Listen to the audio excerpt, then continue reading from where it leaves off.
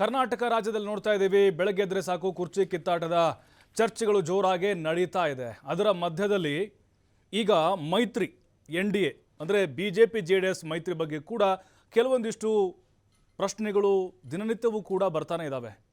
ದೇವೇಗೌಡರು ಕೊಟ್ಟಂಥ ಒಂದು ಸ್ಟೇಟ್ಮೆಂಟ್ ಇದೆ ಅಲ್ವಾ, ಅದಂತರೂ ಕೂಡ BJP ನಾಯಕರ ಕೆಂಗಣ್ಣಿ ಗುರಿ ಆಗ್ತಾ ಇದೆ. ಏನಪ್ಪ ಇದು ಮೈತ್ರಿ ಢಮಾರಾಗ್ಬಿಡ್ತಾ ಅಂತೇಳಿ ಲೋಕಸಭೆಯಲ್ಲಿ ನೋಡಿದ್ವಿ, ಒಳ್ಳೆಯ ಪ್ರದರ್ಶನವನ್ನು ಕೊಟ್ಟರು. ಆದರೆ ಸ್ಥಳೀಯ ಸಂಸ್ಥೆಗಳ ಚುನಾವಣೆಗಳಲ್ಲಿ ನಾವು ಒಟ್ಟಿಗೆ ಹೋಗ್ತೀವಿ ಅನ್ನುವಂಥ ಅಭಿಪ್ರಾಯಗಳು ಆ ಕಡೆಯಿಂದ ಬರುತ್ತೆ. ಆರಂಭದಲ್ಲಿ ಇಲ್ಲ, ನಾವು ಸ್ವತಂತ್ರವಾಗಿ ಸ್ಪರ್ಧೆ ಮಾಡ್ತೀವಿ ಅಂತ ಬರುತ್ತೆ. ವಿಜೇಂದ್ರ ಅವ್ರ ಹತ್ರ ಅಂದರೆ BJP ನಾಯಕರ ಹತ್ರ ಇನ್ನೂ ಕೂಡ ಅದ್ರ ಬಗ್ಗೆ ಕ್ಲಾರಿಟಿ ಇಲ್ಲ. ಹೈಕಮಾಂಡ್ ಕಡೆ ಬೊಟ್ಟು ಮಾಡ್ತಾರೆ. ಇದೆಲ್ಲವನ್ನು ನೋಡ್ತಾ ಇದ್ದರೆ ನಾ ಕೊಡೆ ನೀ ಬಿಡೆ ಅನ್ನುವಂಥ ಒಂದು ಪರಿಸ್ಥಿತಿಲಿ ಇದಾರ ಅನ್ನುವಂಥ ಒಂದು ಪ್ರಶ್ನೆ ಉದ್ಭವ ಆಗುತ್ತೆ. ಅದರ ಜೊತೆಗೆ ಯಡಿಯೂರಪ್ಪನವರು BJPಗೆ ಅನಿವಾರ್ಯನಾ?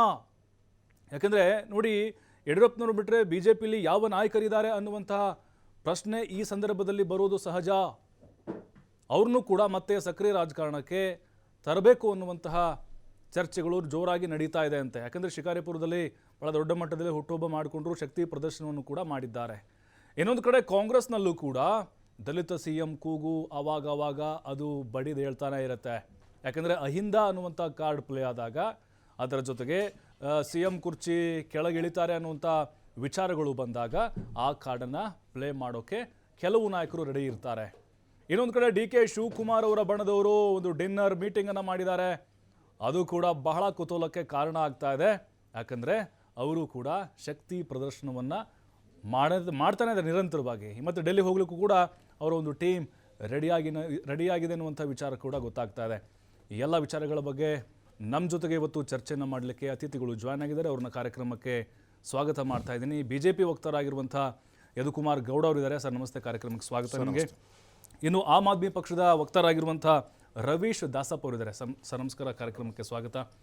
ಕಾಂಗ್ರೆಸ್ನ ವಕ್ತಾರರಾಗಿರುವಂಥ ರಘು ದೊಡ್ಡೇರೂರು ಜಾಯ್ನ್ ಆಗಿದ್ದಾರೆ. ಸರ್ ನಮಸ್ತೆ, ಸ್ವಾಗತ ನಿಮ್ಮ ಕಾರ್ಯಕ್ರಮಕ್ಕೆ. ಯದುಕುಮಾರ್ ಸರ್, ಈಗ ಮೈತ್ರಿ ವಿಚಾರವಾಗಿ ನೋಡ್ತಾ ಇದ್ದೀವಿ. ಲೋಕಸಭೆ ಚುನಾವಣೆಯಲ್ಲಿ ನೋಡಿದ್ವಿ, ಉತ್ತಮವಾದಂಥ ಒಂದು ಪ್ರದರ್ಶನ ಅಂತ ಅಂದ್ಕೊಂಡ್ವಿ. ಈಗ ಸ್ಥಳೀಯ ಸಂಸ್ಥೆಗಳಲ್ಲೂ ಕೂಡ ಒಟ್ಟಾಗಿ ಹೋಗ್ತೀವಿ ಅಥವಾ ಸ್ವತಂತ್ರವಾಗಿ ಸ್ಪರ್ಧೆ ಮಾಡ್ತೀವಿ, ಆ ಗೊಂದಲ ಇದ್ದೇ ಇದೆ. ಎಲ್ಲ ಒಂದು ಕಡೆ ಕರ್ನಾಟಕದ BJPಗೆ ದೇವೇಗೌಡರ ಹೈಕಮಾಂಡ್ ಅಂತ ನಮಗನಿಸ್ತಾ ಇದೆ.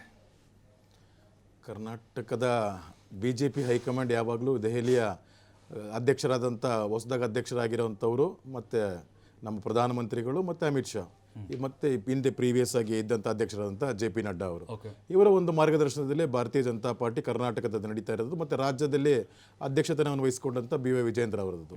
ಇಲ್ಲಿ ಏನು ಸರ್, NDA ನಾವು ಪಾರ್ಟ್ನರ್ ಆಗಿರುವಂಥದ್ದು, JDS ಜೊತೆ NDA ಪಾರ್ಟ್ನರ್ ಆಗಿರಬೇಕಾದಾಗ ಈ ಪಾರ್ಟ್ನರ್ ಆಗಿ ಲೋಕಸಭೆ ಚುನಾವಣೆಗೆ ರಾಷ್ಟ್ರದ ಹಿತದೃಷ್ಟಿಯಿಂದ, ರಾಜ್ಯದ ಹಿತದೃಷ್ಟಿಯಿಂದ ಮತ್ತು ಕಾಂಗ್ರೆಸ್ಸನ್ನು ಏನು ಈ ಅವೈಜ್ಞಾನಿಕ ಗ್ಯಾರಂಟಿಗಳ ಮುಖಾಂತರ ಬಂತಲ್ಲ, ಕಾಂಗ್ರೆಸ್ ಅಧಿಕಾರಕ್ಕೆ ಬಂತಲ್ಲ, ಅದನ್ನು ಆ ಒಂದು ಇದನ್ನು ಕಡಿಮೆ ಮಾಡೋಕ್ಕೋಸ್ಕರ, ಆ ಶಕ್ತಿ ಕಡಿಮೆ ಮಾಡೋಕ್ಕೋಸ್ಕರ ಮತ್ತು ಹೆಚ್ಚೆಚ್ಚು ಸ್ಥಾನಗಳನ್ನು ಗೆಲ್ಲೋಕ್ಕೋಸ್ಕರ ಅದು ರಾಷ್ಟ್ರೀಯ ಮಟ್ಟದಲ್ಲಿ ಆದಂಥ ಒಡಂಬಡಿಕೆ.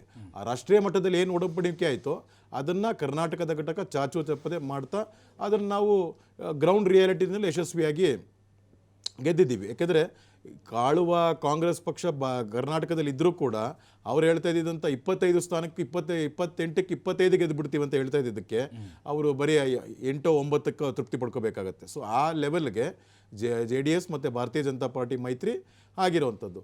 ಸೊ ಇಲ್ಲಿ ಅವ್ರು ಹೇಳಿರೋವಂಥ ಮಾತುಗಳೇನು ಅಂತಂದರೆ, ಮುಂದೆ ಬರುವಂಥ ಚುನಾವಣೆಗಳಲ್ಲಿ ನಾವಿಬ್ಬರು ಒಗ್ಗಟ್ಟಿಗೆ ಹೋಗುವಂಥದ್ದು, ಆ ನ್ಯಾಷನಲ್ ಲೆವೆಲಲ್ಲೇ ಆ ಕನ್ವೆ ಆಗುವಂಥದ್ದು. ಅವ್ರೇನು ನ್ಯಾಷನಲ್ ಇದರಲ್ಲಿ ಇದಾಗುತ್ತೋ ಎರಡೂ ಪಕ್ಷಗಳು ಕರ್ನಾಟಕದಲ್ಲಿ ಜಂಟಿಯಾಗಿ ಕಾಂಗ್ರೆಸ್ಸನ್ನು ಎದುರಿಸೋಕ್ಕೆ ರೆಡಿಯಾಗಿದೆ. ಆದರೆ ಇಲ್ಲಿ ಮುಖ್ಯಮಂತ್ರಿಗಳದು ಅಂತ ಬಂದಾಗ ಇವಾಗ ಇರೋವಂಥದ್ದು, ನಮ್ಮ ಮುಂದೆ ಇರೋವಂಥದ್ದು ಈ ಒಂದು ಭ್ರಷ್ಟ ಕಾಂಗ್ರೆಸ್ ಸರ್ಕಾರವನ್ನು ಮೊದಲು ಕಿತ್ತೊಗಿಬೇಕಾಗಿರುವಂಥದ್ದು, ಅದು ಮೊದಲನೇ ಗುರಿ ಇರುತ್ತೆ. ಅದಕ್ಕೆ ಜಂಟಿಯಾಗಿ ಭಾರತೀಯ ಜನತಾ ಪಾರ್ಟಿ ಮತ್ತು ನಮ್ಮ ಮಿತ್ರ ಪಕ್ಷ ಎರಡೂ ಕೂಡ ನಾವು ಡಿವೋರ್ಸ್ ಅಂತ ಬಂದಿದೆ ಈಗ ಮೈತ್ರಿ ಸಂಬಂಧ. ಅದು ಗ್ರೌಂಡ್ ರಿಯಾಲಿಟಿ ನಮಗೆ ಕಾರ್ಯಕರ್ತರಿಗೆ ಗೊತ್ತಿದೆ ಸರ್, ಅದಲ್ಲಿ ಏನಿದೆ ಅಂತ ಅಂದ್ಬಿಟ್ಟು. ಅದು ನಾವು ರಾಷ್ಟ್ರೀಯ ಪಕ್ಷವಾಗಿ ಏನು ನಮ್ಮ ಮೇಲಿಂದ ನಮಗೆ ಆದೇಶ ಬರುತ್ತೆ, ಏನು ನಾವು ಇದು ಮಾಡುತ್ತೆ, ಅದು ಚಾಚು ತಪ್ಪದೆ ಭಾರತೀಯ ಜನತಾ ಪಾರ್ಟಿಯ ಒಂದು ಕಾರ್ಯಕರ್ತ ಪಾಲಿಸ್ತಾನೆ. ಅಲ್ಲ, ಕಾರ್ಯಕರ್ತರು ಕೂಗಿಗೆ ಬೆಲೆ ಇಲ್ಲ ನಿಮ್ಮ ಪಕ್ಷದಲ್ಲಿ. ಅವರೇ ಹೇಳ್ತಾ ಇದ್ದಾರೆ JDS ಜೊತೆಗೆ ಹೋದರೆ ನಾವು ಇನ್ನೂ ಸೀಟ್ ಕಳ್ಕೋತೀವಿ ಅಂತ ಹೇಳ್ತಿದ್ದಾರೆ ಸರ್. ಸರ್ ಇವಾಗ ರಾಷ್ಟ್ರೀಯ ಇದರಲ್ಲಿ ನಾವಾಗಲೇ ಮತ್ತೆ ಪುನರುಚ್ಚರಿಸ್ತಾ ಇದ್ದೀನಿ, ರಾಷ್ಟ್ರೀಯ ಮಟ್ಟದಲ್ಲಿ ಏನು ನಿರ್ಧಾರ ಕೈಗೊಳ್ಳುತ್ತೋ ಭಾರತೀಯ ಜನತಾ ಪಾರ್ಟಿಯ ಕಾರ್ಯಕರ್ತರು ಅದನ್ನು ಶಿರಸಾಜ ವಹಿಸ್ತಾರೆ. ಅದರಲ್ಲಿ ಎರಡನೇ ಮಾತಿಲ್ಲ. ಯಾಕೆಂದರೆ ಇದು ರಾಜ್ಯದ ಹಿತದೃಷ್ಟಿಯಿಂದ ಇರುತ್ತೆ, ರಾಷ್ಟ್ರ ಹಿತದೃಷ್ಟಿಯಿಂದ ಇರುತ್ತೆ. ಕರ್ನಾಟಕದಲ್ಲಿ ಮೈತ್ರಿ ಅಥವಾ ಹಳೆ ಮೈಸೂರು ಭಾಗದಲ್ಲಿ ಅಷ್ಟೇ ಇರುತ್ತೆ, ಉತ್ತರ ಕರ್ನಾಟಕ ಭಾಗದಲ್ಲಿ ಇಲ್ಲ, ಕಂಪ್ಲೀಟಾಗಿ ಬಿಜೆಪಿ ಬಿಟ್ಕೊಡ್ತೀವಿ, ಈ ಥರದ್ದು ಏನಾದರೂ ಇದೆಯಾ? ಆ ಥರದ್ದು ಯಾವುದು ಪಿಕ್ ಅಂಡ್ ಚೂಸ್ ಅಂತ ಮೈತ್ರಿ ಅಂದಾಗ ಸಮಗ್ರವಾಗಿರುತ್ತೆ ಸರ್. ಅಲ್ಲಿ ಪಿಕ್ ಅಂಡ್ ಚೂಸ್ ಮಾಡುವಂಥ ಯಾವುದೇ ಇದಿರೋಂಥದ್ದಲ್ಲ.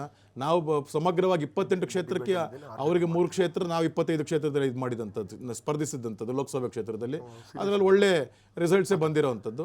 ಇಲ್ಲಿ ಯಾವುದು ಪಿಕ್ ಅಂಡ್ ಚೂಸ್ ಆಗಲಿ, ರ್ಯಾಂಡಮ್ ಆಗಿ ಚೂಸ್ ಮಾಡುವಂಥದ್ದಾಗಲಿ ಅದಲ್ಲ.